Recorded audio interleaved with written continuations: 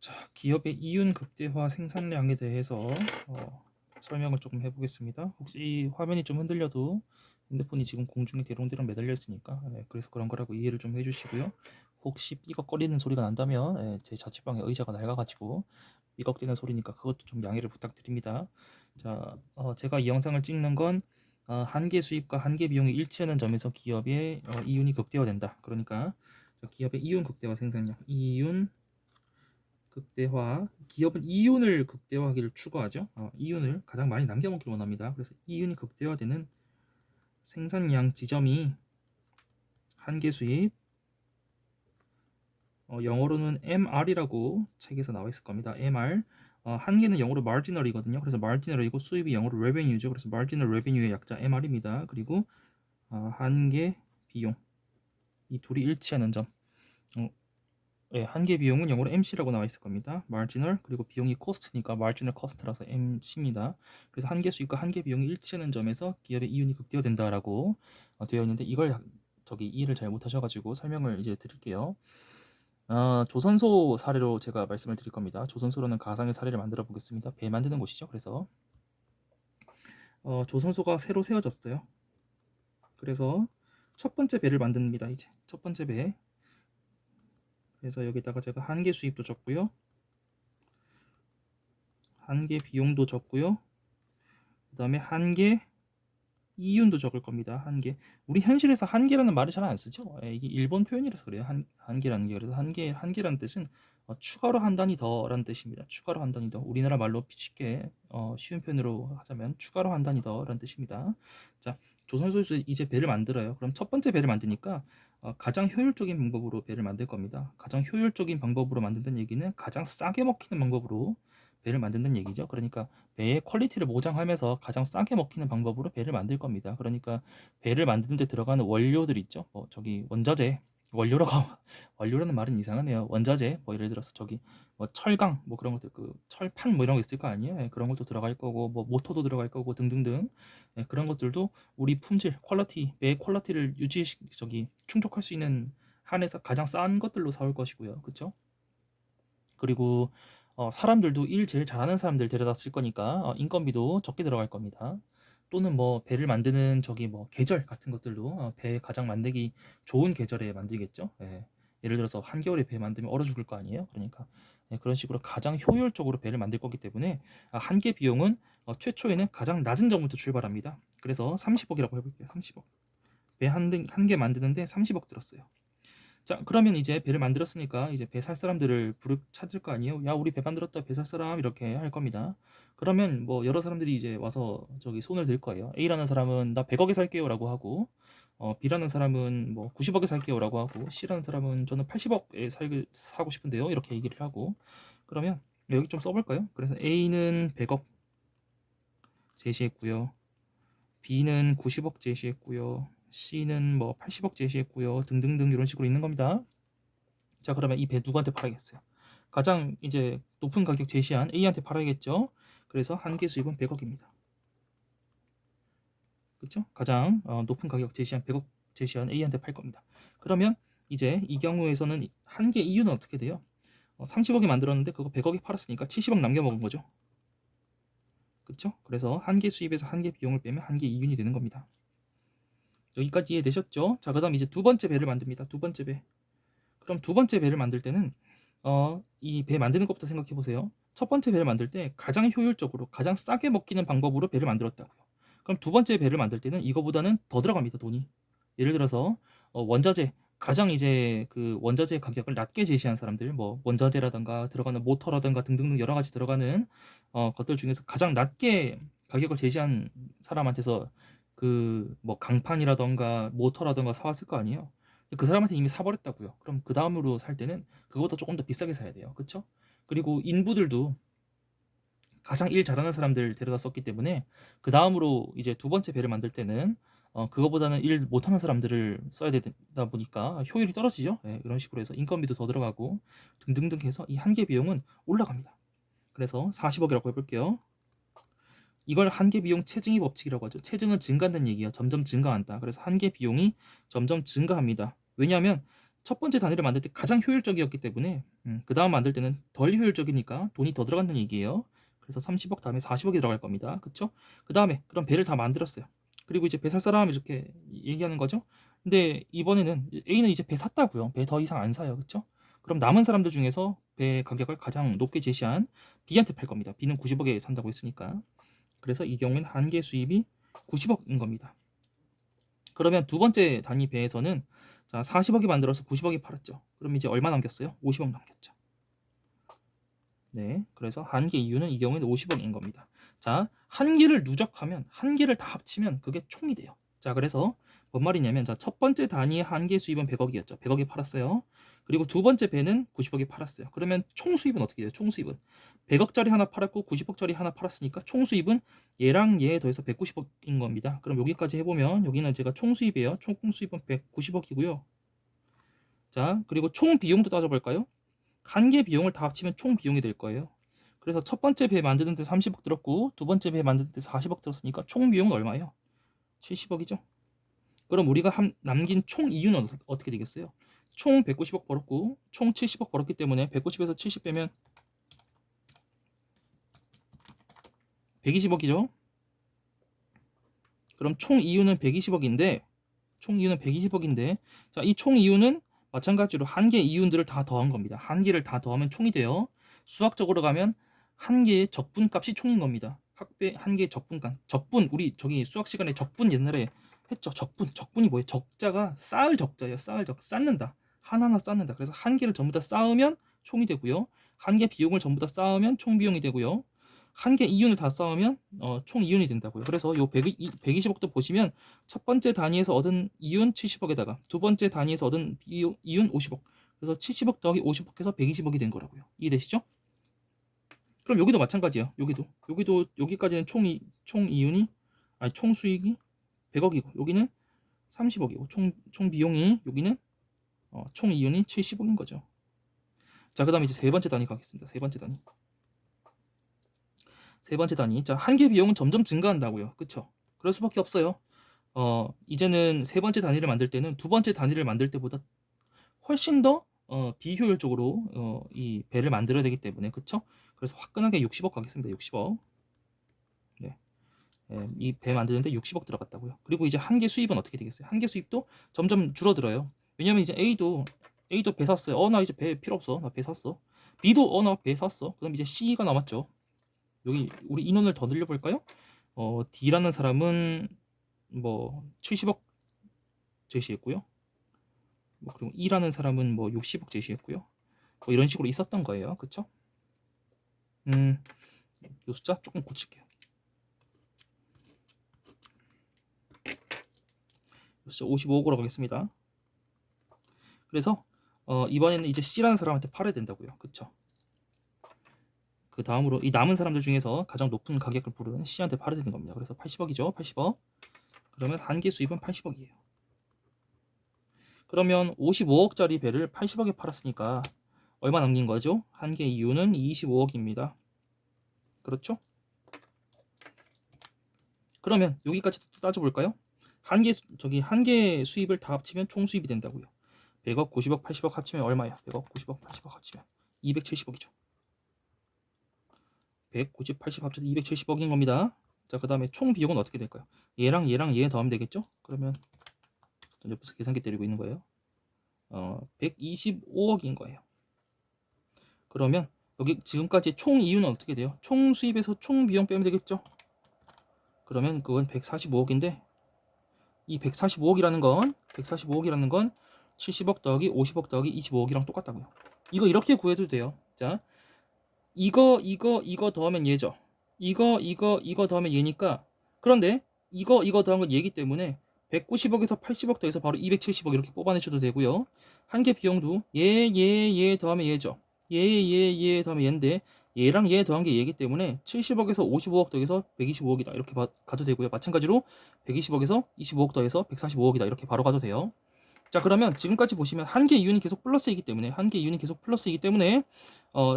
총 이윤은 계속 증가하고 있는 겁니다. 총 이윤은 70억, 120억, 145억 이렇게 계속 증가하고 있어요. 맞죠?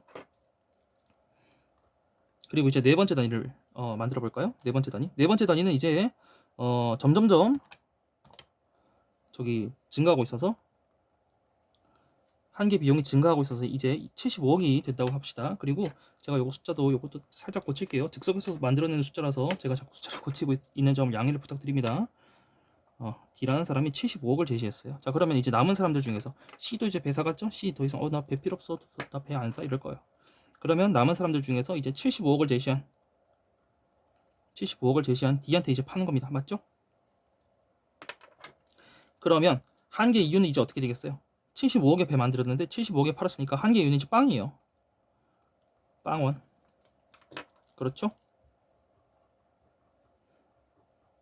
그러면 여기서도 우리 이제 총 수입, 총 비용, 총 이윤 이렇게 계산해 봅시다.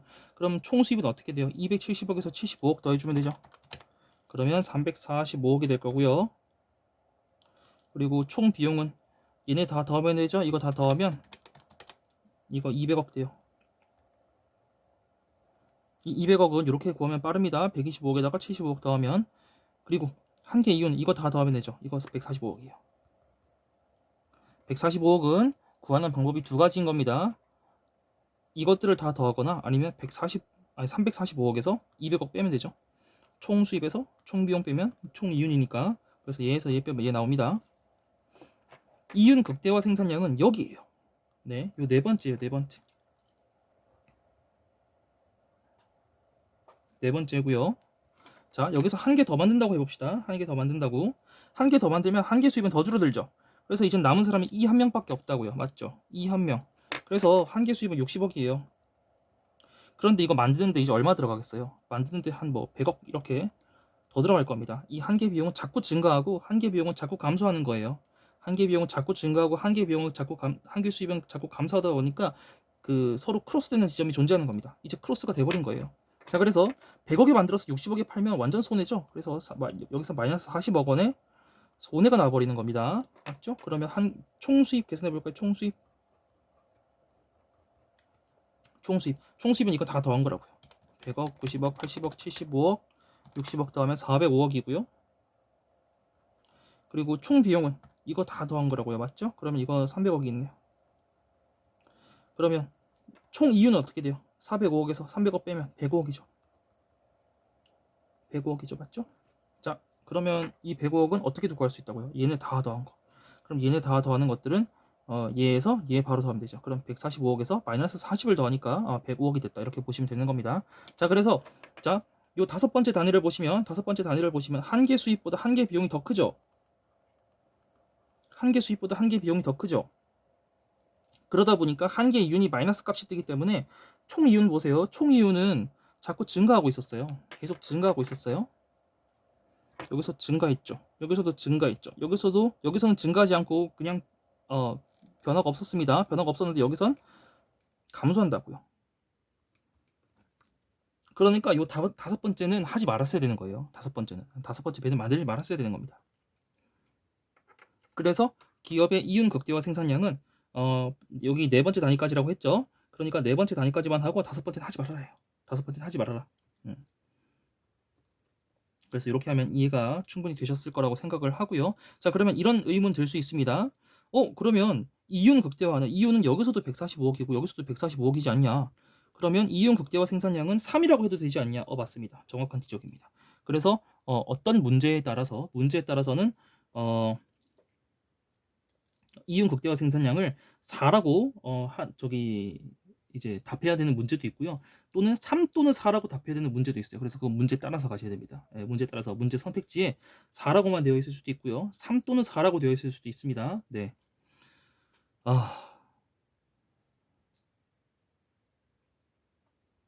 그런데 문제가 조금 애매하다.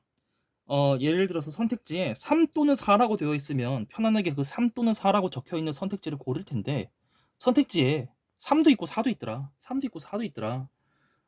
그런 문제는 사실 조금 그런 문제긴 하죠. 조금 문제가 있는 문제죠. 그런데 대부분은 4라고 찍고 나오시는 게 요 4라고 찍고 나오시는 게 조금 더 그 합리적인 방법입니다. 그러니까 그 출제자가 4라고 답을 생각했을 경우가 더 높아요. 왜냐면 이런 의미예요. 3에서 4로 넘어가는 건 괜찮다. 생산력이 3에서 4로 넘어가는 건 괜찮다.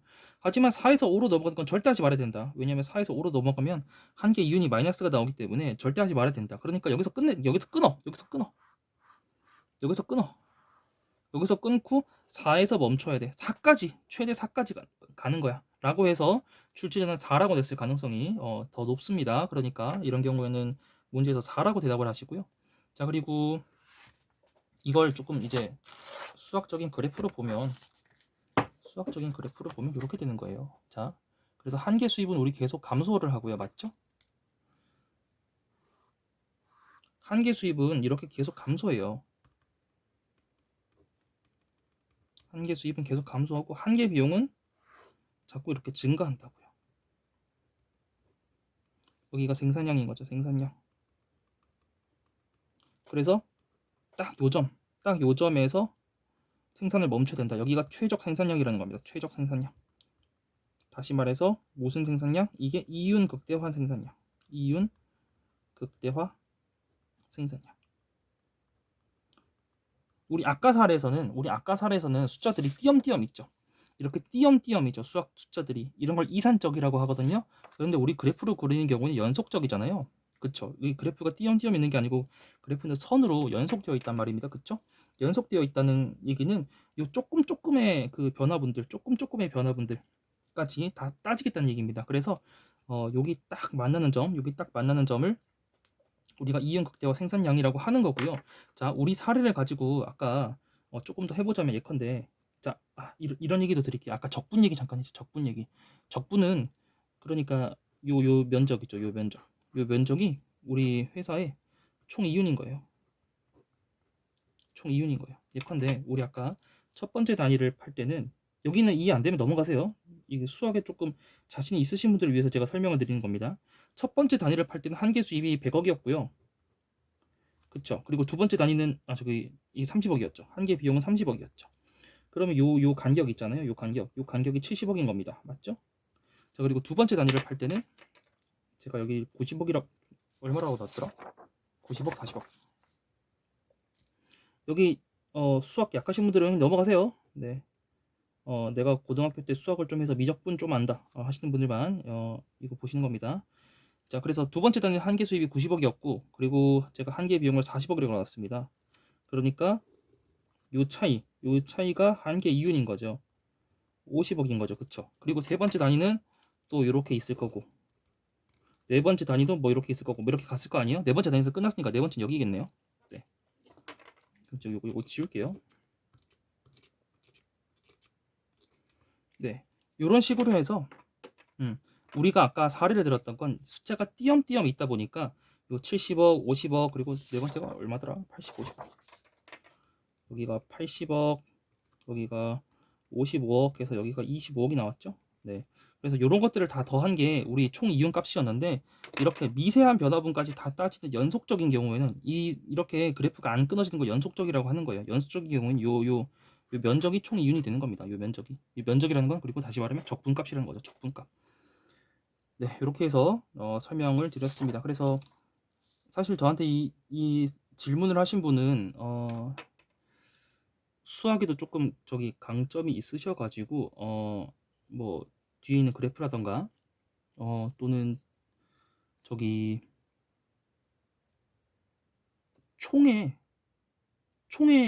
그 접선 기울기 값이 그러니까 총 수입의 접선 기울기 값이 그 한계 수입이고요. 그리고 총 비용의 접선 기울기 값이 한계 비용이거든요. 그리고 접선 기울기라는 건 미분이죠. 그러니까 총을 미분하면 한계가 되고요. 한계를 적분하면 총이 돼요. 어렵죠? 자, 다시. 총을 미분하면 한계가 되고요. 한계를 적분하면 총이 되거든요. 그래서 이런 관계는 이해를 하시고 계셨는데 저한테 질문을 하신 분이 그런데 와닿지 않는다. 좀 현실 사례에서 이런 게 있냐 없냐라고 현실 사례를 좀 들어달라고 하셨는데 특히 우리 미시경제학이 조금 현실에서 그런 사례를 찾으려면 어려운 경우들이 좀 있어요. 거시경제는 거의 다 현실에서 설명이 돼요. 그런데 미시경제학은 안 그런 경우들이 좀 있어요. 예를 들어서 무차별 곡선 이론이라고 배우셨죠? 현실에서 우리가 누가 물건 살 때 무차별 곡선 마음속으로 그려 가지고 물건 사고 있습니까? 아니죠. 그냥 이거 마음에 드는데 이러면서 사는 거지. 예. 뭐 무차별 곡선 그려 가지고 뭐 이러면서 뭐 보완제, 대체제 이러면서 안 사죠. 그쵸? 그래서 미시경제학은 여러 가지 가정들도 많이 들어가고 그러다 보니까 현실에서 과연 이게 어느 정도의 설명력을 갖느냐, 현실에서 또 이거랑 이거에 아주 이제 부합하는 그런 적합한 사례를 찾을 수 있느냐라고 하면 조금 힘들어요. 그래서 어, 이 사례는 그나마 제가 만들어드린 지금 설명해드린 조선소 사례는 그나마 현실에 부합하는 사례죠. 네, 그런데 미시경제학을 하시면서 조금 이런 게 있어? 현실에 있어?라고 약간 와닿지 않더라도 받아들이고 넘어가는 그런 자세도 약간 필요하지 않나라는 그냥 개인적인 생각입니다. 설명은 여기까지 하겠습니다.